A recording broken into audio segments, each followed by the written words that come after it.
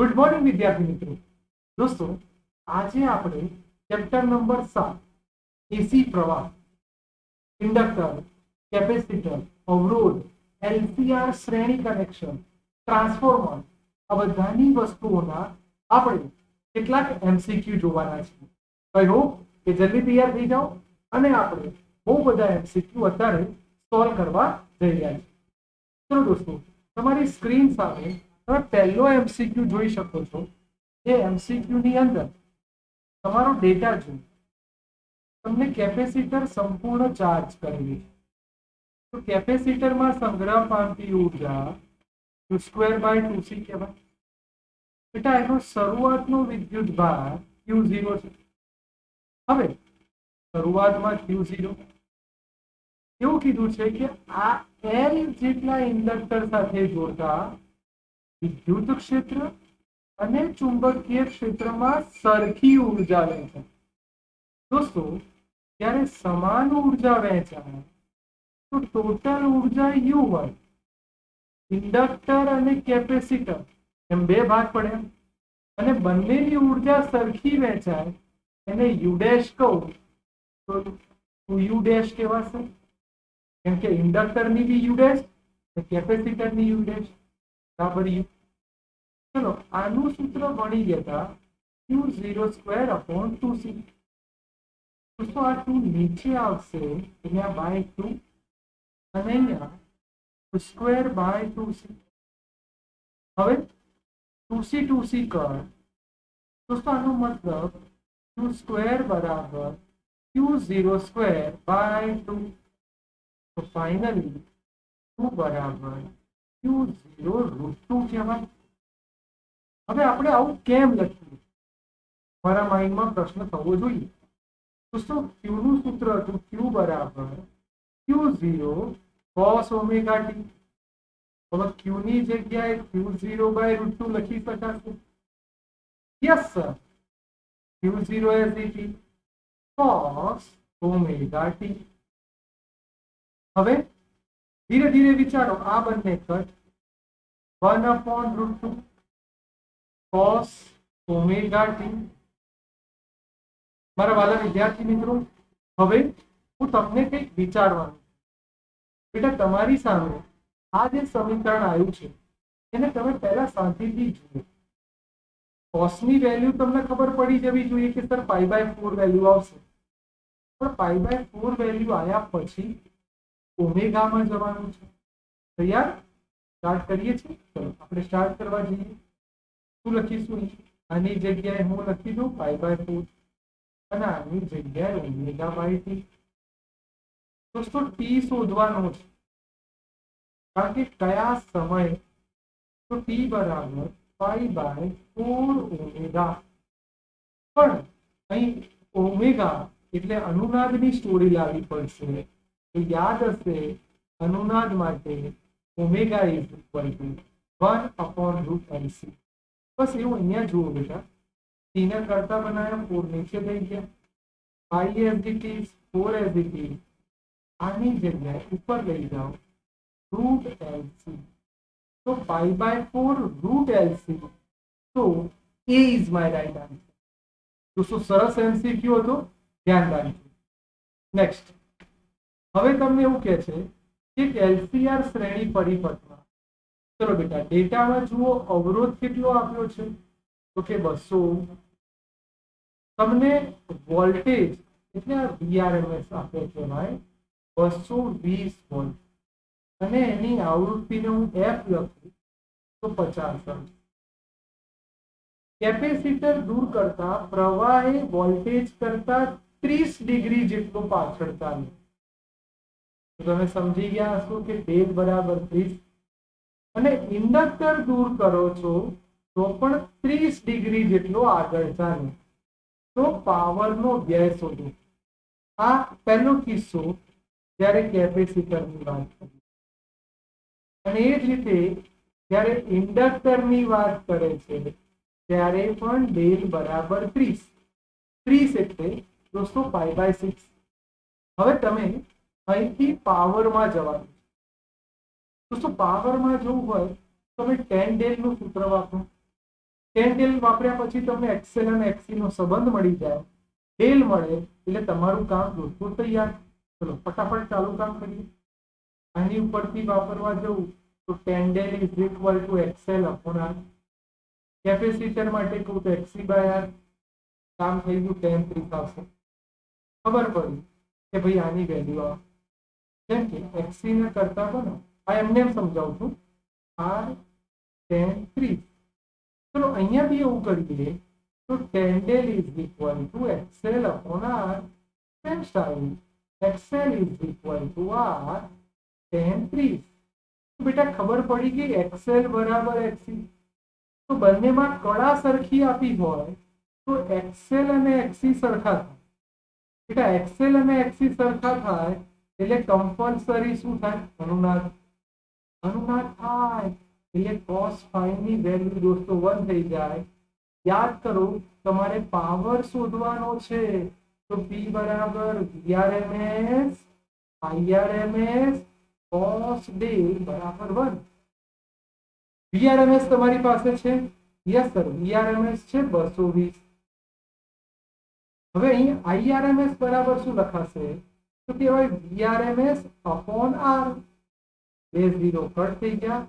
22 નો વર્ગ કરો એટલે 22 નો વર્ગ 242 વોટ. તો he is my right answer. બોલો સહેલો દાખલો બેટા. નેક્સ્ટ, એલસીઆર માં શ્રેણી અનુનાદમાં બે છેડા વચ્ચેનું વિદ્યુત સ્થિતિમાન 100 વોલ્ટ છે. એનો અવરોધ 1 કિલો એટલે 10 ની 3 ઓહ્મ છે. કેપેસિટર 2 માઇક્રો એટલે 10 ની -6 ફેરાડે છે અને ઓમેગા 200 રેડિયન પ્રતિ સેકન્ડ છે. તો અનુનાદની સ્થિતિમાં દોસ્તો આ શબ્દ તમારા માઇન્ડમાં પાક્કું કરી દો. કઈ સ્થિતિમાં? અનુનાદની સ્થિતિમાં તમારે ઇન્ડક્ટરના બે છેડા વચ્ચેનો વિદ્યુત સ્થિતિમાનનો તફાવત શોધવાનો છે, પણ અનુનાદની સ્થિતિ. તો બેટા આની પર તમે ઇન્ડક્ટર શોધી કાઢો. ઇન્ડક્ટર મળી જાય, ઝેડ મળી ગયું કારણ કે ઝેડ સરખું છે તો આઈ મળી જશે એટલે વીએલ તમને આરામથી મળી જશે. ચલો તૈયાર, ચાલુ થઈ જાય બેટા.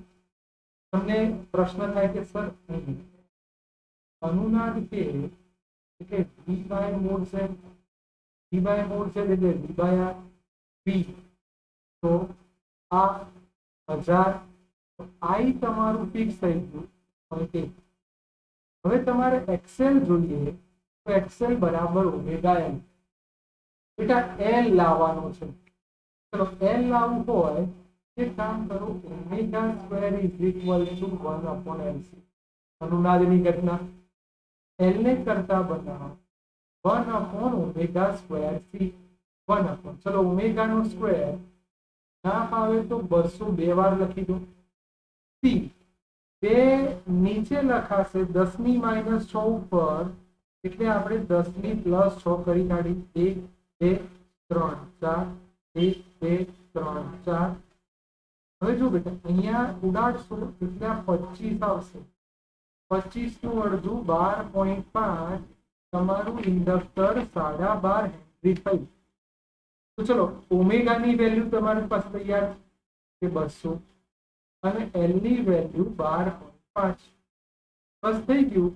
ઇન્ડક્ટરના બે છેડા વચ્ચેનું વિદ્યુત સ્થિતિમાન ચલો 0.1 1/10 આ 200. જોજો બેટા મજા આવશે.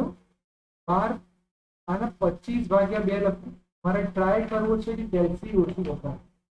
2 કટ 0 કટ આવી ગયો તમારો જવાબ 250 વોલ્ટ, જે તમને ઇન્ડક્ટરના બે છેડા વચ્ચેનો વોલ્ટેજ આપશે દોસ્તો. બહુ સરસ દાખલો હતો, ધ્યાનથી જોયું. નેક્સ્ટ, ટ્રાન્સફોર્મરના અંદરના વિસ્તારમાં લેમિનેટ કરવામાં આવે છે કારણ કે એમાં એડી પ્રવાહને કારણે ઉર્જાનો વ્યય અટકાવી શકાય. યાદ રાખજો, 12 ઇકાઈ વાળો એમસીક્યુ છે બેટા. બીજું, તમને આટલી આવૃત્તિ આપી છે, આટલો અવરોધ આપ્યો છે, આ ઇન્ડક્ટિવ રિએક્ટન્સ આપ્યું છે, વોલ્ટેજ આપ્યું છે. બેટા આ જુઓ, તમે ફ્રીક્વન્સી ડબલ કરી ફ્રીક્વન્સી ડબલ કરશું તો ઓમેગા ડબલ થશે, ઓમેગા ડબલ થશે એટલે તમારું એક્સએલ ડબલ થશે. તો તમારું હવે પરિસ્થિતિમાં આર તો 30 જ રહેશે, પણ બેટા તમારું એક્સએલ હવે 20 નું ડબલ એટલે 40 થઈ ગયું. ચલો બેટા, તો મૂળ ઝેડ બરાબર under root R square plus XL square એટલે 30 નો વર્ગ વત્તા 40 નો વર્ગ. તમે જાણો છો આ ત્રિપુટી કહેવાય એટલે 50 ઓહ્મ પ્રવાહ જોઈતો હોય તો V બાય મૂળ ઝેડ. વોલ્ટેજ કેટલા હતા? 200. મૂળ ઝેડ 50. તમારી પાસે જવાબ આવી ગયો મારા વાલા વિદ્યાર્થીઓ 4 એમ્પિયર. ફટાફટ જોઈ લો, તમારો જવાબ 4 એમ્પિયર આવી ગયો બેટા. તો બહુ સરળતાથી તમે આ MCQ પણ સહજ રીતે ક્લિયર કરો. હવે 31 ઓહ્મ ઇન્ડક્ટિવ રિએક્ટર એટલે એક્સેલ આપ્યું છે તમને 31 ઓહ્મ. પૂછડાને અવરોધ આપેલો છે 8 ઓહ્મ. કેપેસિટિવ રિએક્ટન્સ એટલે XC આપેલા છે 25 ઓહ્મ. શ્રેણીમાં જોડ્યા છે.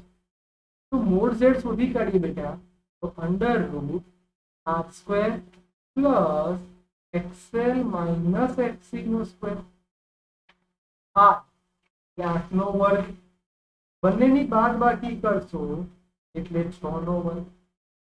તો શું તમને ત્રિપુટી આવડતી હોય તો સારી વસ્તુ છે, બાકી ના આવડે તો 64 વત્તા 36 તમે સમજી ગયા હશો 10 આવશે.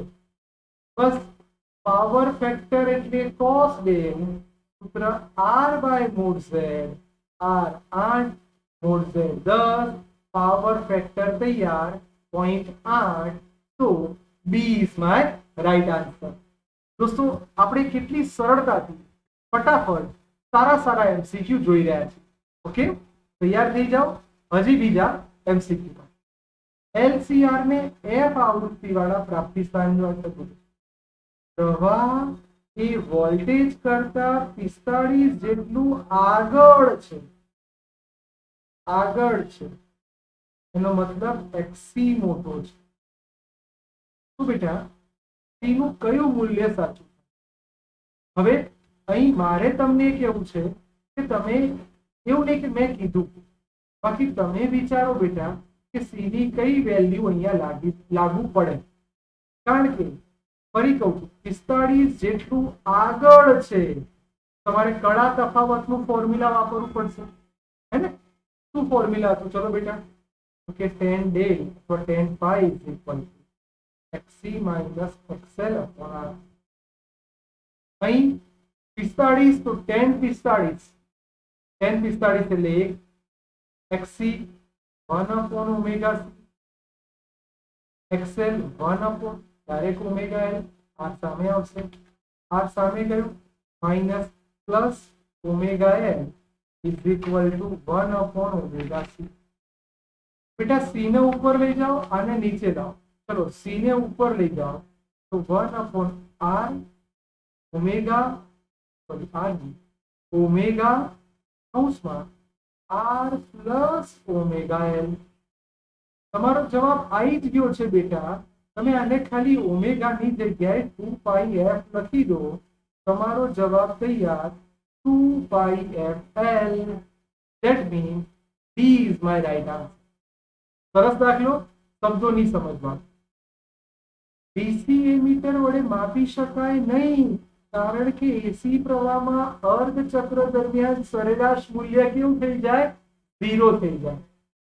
નેક્સ્ટ, એસી પરિપથમાં બે છેડા વચ્ચેનો વોલ્ટેજ એટલે V 100 DC volt. DC volt છો બેટા, તેમાંથી 1 એમ્પિયરનો પ્રવાહ પસાર, I બરાબર 1 એમ્પિયર. સીધી વાત છે, અવરોધ તમારો 100 ઓહ્મ થાય. હવે જ્યારે ફ્રીક્વન્સી 50 હર્ટ્ઝ હોય એટલે ઓમેગા તમે સમજી ગયા 2πf એટલે 100 પાઈ થાય. ત્યારે એમાંથી પ્રવાહ માત્ર 0.5 એમ્પિયર થાય. તો ઇન્ડક્ટન્સ આત્મપ્રેરત્વનું મૂલ્ય શોધો. અહીં થોડી ધીરજ રાખીને કામ કરવું પડે, કારણ કે અહીં ખાલી વાત નથી કરી, તમને અહીં ઇન્ડક્ટરની વાત કરી, અને એ પણ કયા સંદર્ભમાં? તમે જુઓ તમારો પ્રવાહ કેવો થાય છે બેટા, તમે જોયું તમારો પ્રવાહ સાદી ભાષામાં અડધો થાય છે. રિપીટ, તમારો પ્રવાહ અડધો થાય છે. પ્રવાહ અડધો થાય ત્યારે એનું ઇન્ડક્ટન્સ શું કરી શકે બેટા? અહીંયા આર અને એક્સએલ બે જણ જોડાયેલા છે. એક કામ કરીએ, આની ઉપરથી પહેલા એક્સએલ શોધી કાઢીએ અને એક્સેલ ઉપરથી થોડું વધારે ડીપમાં જઈ કામ ચાલુ. તો ચલો બેટા તૈયાર થઈ જાઓ. તમારી સામે જે રકમ છે એમાં બીજો પીસ છે. b is equal to I mod z. b by I mod z ની જગ્યાએ under root r square plus XL એટલે ઓમેગા એલ નો સ્ક્વેર. બેટા આને આમ લઈ જાઉં તો b by I નો whole square is equal to r square into omega l નો હોલ સ્ક્વેર. બેટા વોલ્ટેજ કેટલા આપેલા છે? 100. હવે બીજા કિસ્સામાં I 0.5 છે, તો 0.5 એટલે 5 ભાગ્યા 10 એટલે આવું લખાય. આનું સ્ક્વેર મજા આવી ગઈ. r એટલે કોણ? 100. 100 નો સ્ક્વેર, સમજી ગયા? પ્લસ ઓમેગા એલ નો હોલ સ્ક્વેર. તમે જો ધારીને જોયો હોય તો અહીંયા આવું મેં કેમ કર્યું? ડાયરેક્ટ કામ કરી શકું, પણ આવું એટલા માટે કર્યું કે તમે આના દરેક પદને કન્વર્ટ કરતા શીખો. બેટા આને વર્ગની ભાષામાં લખીને બાદબાકી કરશો તો તમને દેખાવે સ્ટેપ બહુ કન્ફ્યુઝિંગ વાળું થશે. તમે એવું વિચારો બેટા કે આ 200 કહેવાય અને પેલું 100 કહેવાય. ચલો કઈ રીતે 200 કહેવાય? મને ફટાફટ ગણતરી કરી બતાવો. ચલો બેટા 200 થયું કે નહીં? હા સર 5. તો આ થયો મારા દીકરા 200 નો વર્ગ, આ થયો બેટા 100 નો વર્ગ, અને આ આપણું omega L square whole square છે. હોલ સ્ક્વેર લખ. એક વાર બાદબાકી કરશો એટલે 100 આવશે અને બીજી વાર 300 આવશે. હા કે ના? હા સર. આને બેટા આવું લખું 10 ની 2 ગુણ્યા √3 નો સ્ક્વેર. કેમ આવું લખ્યું? મારે બંને બાજુથી વર્ગ હટાવો છો તો વર્ગ કટ થઈ ગયું. હવે બસ થઈ ગયું કામ. ચલો ઓમેગાની વેલ્યુ બેટા કેટલી લઈને આવ્યા હતા? તૈયાર છે ને? હા સર. ઓમેગાની વેલ્યુ 50 to 100 પાઈ હતી. આ આપણું ઇન્ડક્ટર, આ 100 √3. બોલો બેટા દીકરા 100 કટ થઈ ગયું તો ઇન્ડક્ટર તૈયાર. √3 ભાગ્યા પાઈ, પાઈની વેલ્યુ 3.14. તમારી પાસે હેનરીનો આન્સર આવી ગયો. આવી ગયો કે નહીં? તો બસ તમે હવે ખાલી કિંમત મૂકો, તમારો જવાબ 0.5 ની આસપાસ આવી જશે. તો બેટા તમારી પાસે આનો ભાગાકાર કરતા જે જવાબ આવે છે એ તૈયાર જ છે. 0.55 ની આસપાસ આવશે. ઓકે. નેક્સ્ટ એસી પરિપથમાં તમને એવું કીધું છે ઇન્ડક્ટર અને અવરોધ ના બે છેડા વચ્ચે, એટલે ઇન્ડક્ટર નો વોલ્ટેજ 16 વોલ્ટ છે અને અવરોધ 20 વોલ્ટ છે. તો કુલ વિદ્યુત સ્થિતિમાન કેટલું થાય? તો ભણી ગયા r square plus vl square under route. ચલો 16 નો વર્ગ વત્તા 20 નો વર્ગ.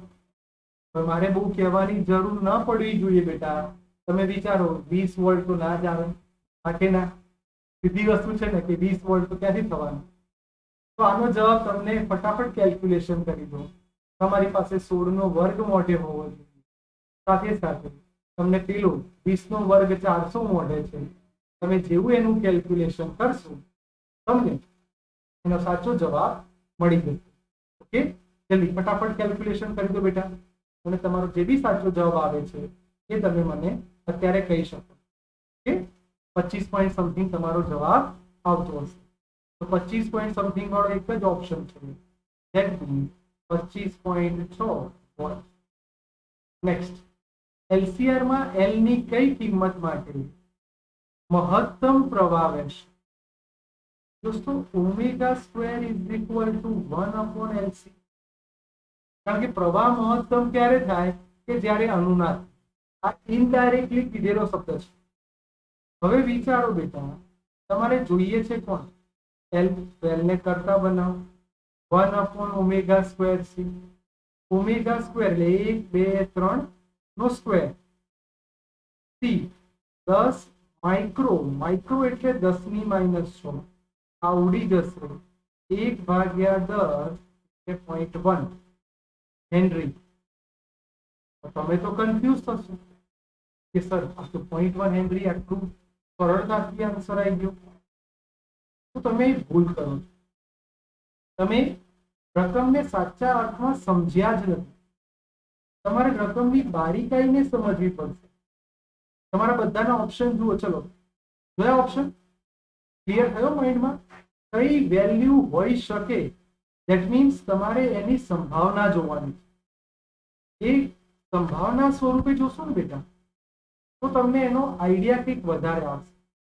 0.1 હેનરી. જ્યારે તમારા ઓપ્શનમાં હેનરી નથી, મિલી હેનરી. તો બેટા આને મિલી હેનરી એટલે 0.001 હેનરી સમજો. આ 10 ગુણ્યા 0.001 એટલે 0.01 હેનરી. તમે સમજી જાઓ, તમારો જવાબ ડી આવી ગયો દોસ્તો, હે ને? નેક્સ્ટ, બહુ સરસ દાખલો. બહુ બધાને ભૂલ પડે છે. નીટનો સારામાં સારો MCQ. અવરોધ વધે શું થાય? તો સર અવરોધ વધે તો સીધી વાત છે, પ્રવાહ સાથે એનો કંઈક ફેરફાર થાય. કેમ? તો તમે ભણી ગયા છો I is equal two IM is equal two VRMS upon mode Z. તો R વધે તો I ઘટે એટલે એની સાથે P કન્ફર્મ. તો જોઈને ખબર પડી જવી જોઈએ. ડી એટલે કે ડી ઓપ્શન ગયા. હવે ઓમેગા વધે તો શું થાય? બેટા ઓમેગા છે ને ચીટર છે. એક્સએલ સાથે ઓમેગા એલ છે અને એક્સી સાથે 1/ઓમેગા સી. એટલે બંને કિસ્સામાંથી આપણે કઈ જ ના કહી શકીએ કે શું થાય. સમજો, આ બંને કિસ્સામાં તમે કઈ ના કહી શકો કે ઓમેગા વધે તો શું થશે. એટલે તમારે આવો જ્યારે શબ્દ આવે ને ત્યારે આને ડાયરેક્ટ આન્સર આપવાની ટેવ નહીં પાડવાની. હા, તમે એવું કહી શકો છો કે સર ઝેડ વધશે ને, ઝેડ જેમ ખબર પડી જવી જોઈએ, ઝેડ વધશે તો ઝેડ વધવાની સાથે સાથે અવરોધ વધ્યો. અવરોધ વધ્યો એટલે પ્રવાહ ઘટશે, એટલે એ ની સાથે પણ પી આવવો જોઈએ અને ડી ની સાથે પણ પી આવવો જોઈએ. તો બે ઓપ્શન છે, એ અને સી. હવે ખેલ ખેલા ઓમેગા અને એક્સેલ. બેટા એક્સેલ ઘટે, એક્સેલ ઘટે. હવે મોડ ઝેડ નું સૂત્ર યાદ કરો, √r² પ્લસ એક્સએલ માઇનસ એક્સી નો સ્ક્વેર. હવે આ શબ્દોની અંદર બહુ મજાની વાત છે, આ નહીં આવે. પહેલા વધે પછી ઘટે એવું તમે નહીં કહી શકો. તો બંનેમાં કયો ઓપ્શન આવીને ઉભો રહ્યો? ખબર પડી કે ના? ક્લિયર કરી સમજો. ઓમેગા કોઈ પણ કિસ્સામાં વધશે, તમારો પ્રવાહ તો ઘટવાનો જ છે. તમને આમાં પણ પી ઓપ્શન આવવો જોઈએ. એટલે એમાંય પી આવવો જોઈએ, બીમાંય પી આવવો જોઈએ. તો એમાંય પી, બીમાં અને સી, સોરી બી અને સી બંનેમાં એસ આવવો જોઈએ કે એકમાં પી અને એકમાં એસ? ભાઈ નહીં, બહુ મજાની વાત છે બેટા. જે ખેલ છે ને ઓમેગાનો જ છે. ઓમેગા સાથે સંબંધ વિચારો. ચલો તો તમને જલ્દી આવડશે. ચલો ફટાફટ. ચલો જોયું ને? તમે જુઓ બેટા, આની અંદર જે શબ્દો વાપર્યા છે જેમાં કોઈ ક્લિયરિટી નથી, પણ ઓપ્શન એવો જ છે કશું કહી ન શકાય. તો આમાંય એસ આવે અને આમાંય એસ. તો એવો કોઈ ઓપ્શન છે? યસ. તો એ ઇઝ માય રાઈટ આન્સર. તો આ એક એવો એમસીક્યુ જે પહેલા ધડાકે તમે ખોટો લખીને આવશો એવી શક્યતા. નેક્સ્ટ સેમ દોસ્તો આ રીતે ઇન્ડક્ટર આપ્યું છે, અવરોધ આપ્યો છે, બંનેને શ્રેણીમાં જોડ્યા છે. તો આર અને એલ પરિપથ છે. તો બેટા પહેલું તો એ વિચારો કે આના ઉપરથી આ તમારું વીએમ થઈ ગયું, આ તમારું ઓમેગા. પહેલો શબ્દ સ્થાયી સ્થિતિ હોય, સ્થાયી સ્થિતિ હોય એટલે તમારે અનુનાદની કન્ડિશન વિચારવાની. તો આઈ એમ બરાબર VM by mod Z. VM કેટલું 200 અને મોડ ઝેડ જ આર થાય એટલે 10.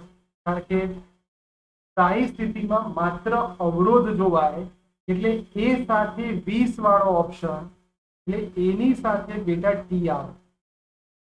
તો એની સાથે ટી આવે તો આ 3 એ 3 ઉડ્યા. હા કે ના?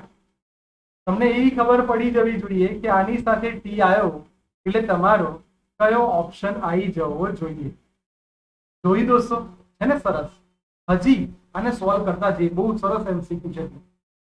બીજી વસ્તુ કે શ્રેણીમાં જોડ્યા છે, આ સૂત્ર આપ્યું છે તો બંને વચ્ચેનો કળા તફાવત બેટા આરએલ પરિપથ છે.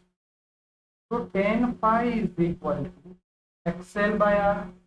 xl એટલે ઓમેગા એલ ભાગ્યા આર. બેટા મજા છે ઓમેગા એટલે 100 પાઈ.